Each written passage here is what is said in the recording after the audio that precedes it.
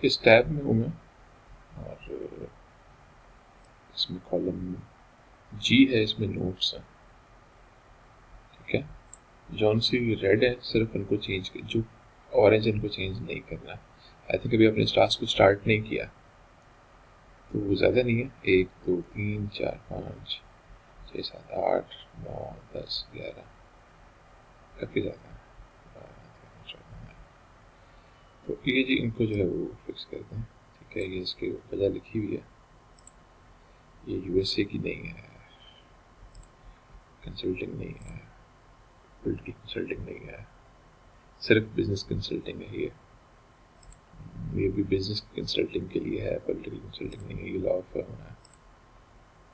Repeats तो नहीं होने चाहिए ना, मेक श्योर कि रिपीट्स ना, सेल्स कंसल्टिंग, ठीक है। तो ये फिक्स करें, ऑरेंज वाली फिक्स ना कीजिएगा। ये मैंने एक मैसेज किया था, ये उसने बोला एन ने कि जी के अंदर रीजंस हैं।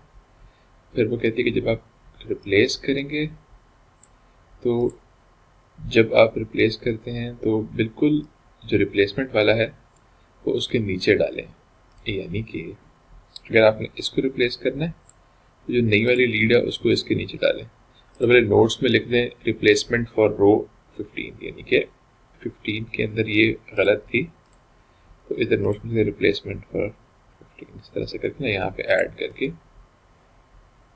तो इसकी इसके नीचे, इसकी इसके नीचे, इस तरह से करके आपने रिप्लेसमेंट्स डालनी है।